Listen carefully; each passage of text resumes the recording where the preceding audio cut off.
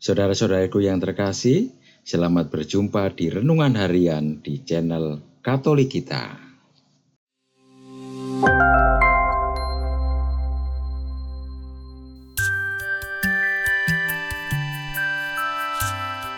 Hari ini, Minggu, 30 Juni 2024. Hari Minggu biasa ke-13. Bacaan pertama. Bacaan diambil dari Kitab Kebijaksanaan, bab 1, ayat 13 sampai dengan 15, dilanjutkan bab 2, ayat 23 sampai dengan 24. Allah tidak menciptakan maut, dan Ia pun tidak bergembira kalau makhluk yang hidup musnah binasa. Sebaliknya, Ia menciptakan segala sesuatu supaya ada, dan supaya makhluk-makhluk jagat menemukan keselamatan. Racun yang membinasakan tidak ditemukan di antara mereka, dan dunia orang mati tidak merajai bumi. Maka kesucian mesti baka, sebab Allah telah menciptakan manusia untuk kebakaan dan menjadikannya gambar hakikatnya sendiri. Tetapi karena dengki setan, maka maut masuk ke dunia, dan yang menjadi milik setan mencari maut itu. Demikianlah sabda Tuhan. Syukur kepada Allah. Bacaan kedua. Bacaan diambil dari surat kedua Rasul Paulus kepada jemaat di Korintus, bab 8, ayat 7, dilanjutkan ayat 9, dilanjutkan ayat 13 sampai dengan ayat 15. Saudara-saudara, hendaknya kamu kaya dalam pelayan kasih, sebagaimana kamu kaya dalam segala sesuatu, dalam iman, dalam perkataan, dalam pengetahuan, dalam kesungguhan untuk membantu, dan dalam kasih-Mu terhadap kami. Karena kamu telah mengenal kasih karunia Tuhan kita Yesus Kristus, yakni, sekalipun kaya, Ia telah menjadi miskin karena kamu, supaya karena kemiskinannya, kamu menjadi kaya. Sebab kamu dibebani bukan supaya orang lain mendapat keringanan, tetapi supaya ada keseimbangan. Maka hendaklah sekarang ini kelebihanmu mencukupkan kekurangan orang-orang kudus, agar kelebihan mereka kelak mencukupkan kekuranganmu, supaya ada keseimbangan. Seperti ada tertulis, orang yang mengumpulkan banyak tidak kelebihan, dan orang yang mengumpulkan sedikit tidak kekurangan. Demikianlah sabda Tuhan. Syukur kepada Allah. Bacaan diambil dari Injil Markus, bab 5, ayat 21 sampai dengan ayat 43. Sekali peristiwa, setelah Yesus menyeberang lagi dengan perahu, orang banyak berbondong-bondong datang lalu mengerumuni Dia. Sementara Ia berada di tepi danau, datanglah salah seorang kepala rumah ibadat yang bernama Yairus. Ketika ia melihat Yesus, sujudlah ia di depan kakinya dan memohon dengan sangat kepadanya, "Anak perempuanku hampir mati. Datanglah kiranya dan letakkanlah tanganmu atasnya, supaya ia selamat dan tetap hidup." Lalu pergilah Yesus dengan orang itu. Orang banyak berbondong-bondong mengikuti Dia dan berdesakan mengerumuni Dia.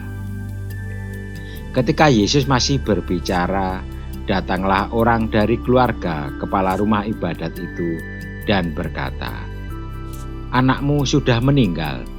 Untuk apa engkau masih menyusahkan guru?" Namun Yesus tidak menghiraukan perkataan mereka dan berkata kepada kepala rumah ibadat, "Jangan takut, percaya saja." Lalu Yesus tidak memperbolehkan seorang pun ikut serta, kecuali Petrus, Yakobus, dan Yohanes, saudara Yakobus. Mereka tiba di rumah kepala rumah ibadat, dan di sana dilihatnya orang-orang ribut menangis dan meratap dengan suara nyaring. Sesudah masuk ia berkata kepada orang-orang itu, "Mengapa kamu ribut dan menangis? Anak ini tidak mati, tetapi tidur." Namun mereka mentertawakan dia. Semua orang itu disuruhnya keluar. Lalu dibawanya ayah dan ibu anak itu, serta mereka yang bersama dia masuk ke tempat anak itu. Lalu dipegangnya tangan anak itu, katanya, "Talita kum," yang berarti, "Hai anak perempuan, aku berkata kepadamu, bangunlah." Seketika itu juga anak itu bangun dan berjalan, sebab umurnya sudah 12 tahun. Mereka semua sangat takjub.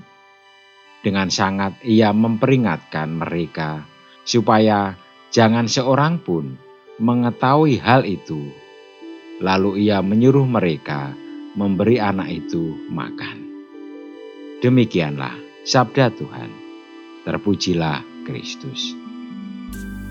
Saudara-saudariku yang terkasih, Rasul Paulus berpesan supaya kelebihanmu mencukupkan kekurangan orang-orang kudus, agar kelebihan mereka kelak mencukupkan kekuranganmu, agar ada keseimbangan. Pesan ini sangat praktis dan lugas. Rasul Paulus mengharapkan jemaat yang ia dampingi memiliki kepedulian sosial, kaya akan pelayanan kasih.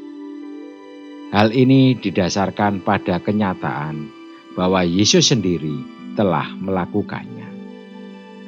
Ia sekalipun kaya, rela menjadi miskin, supaya karena kemiskinannya kita menjadi kaya. Allah Putra mengalami hidup manusia, agar manusia terangkat dan dapat mengambil bagian dalam hidup Allah. Maksud yang sama disampaikan oleh Yesus lewat berbagai peristiwa mujizat, penyembuhan-penyembuhan yang dilakukan Yesus. Selain agar orang-orang semakin mengenal dan memuliakan Allah, juga supaya penderitaan manusia sungguh-sungguh dipulihkan. Kehadiran Yesus membawa kebaikan dan keselamatan bagi orang-orang yang dilayaninya. Ia mau mengambil bagian dalam penderitaan mereka dan meniadakan penderitaan itu.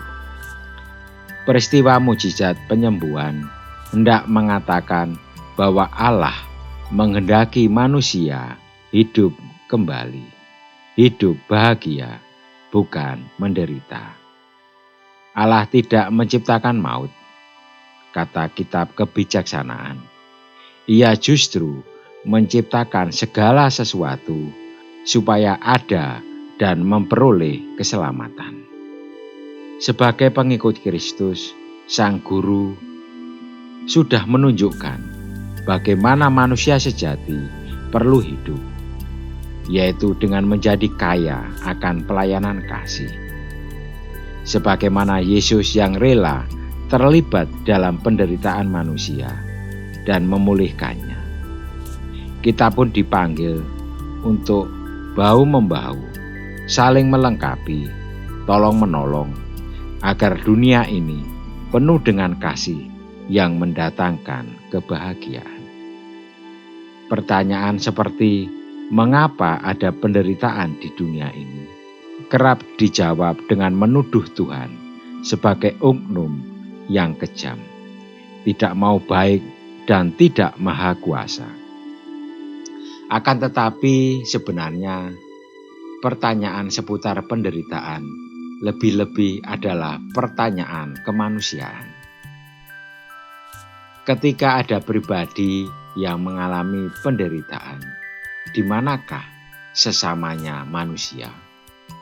Allah sendiri mau hadir untuk menghilangkan penderitaan itu. Masakan manusia justru diam saja ketika sesamanya mengalami penderitaan dan kesulitan? Marilah kita berdoa. Tuhan, Semoga di tengah penderitaan yang kami alami, kami menemukan harapan untuk terus berjuang. Semoga kami juga mampu meringankan penderitaan orang lain. Amin. Saudara-saudaraku yang terkasih, terima kasih atas kebersamaannya di dalam renungan harian ini. Kita akan berjumpa kembali di renungan harian berikutnya. Berkah dalam.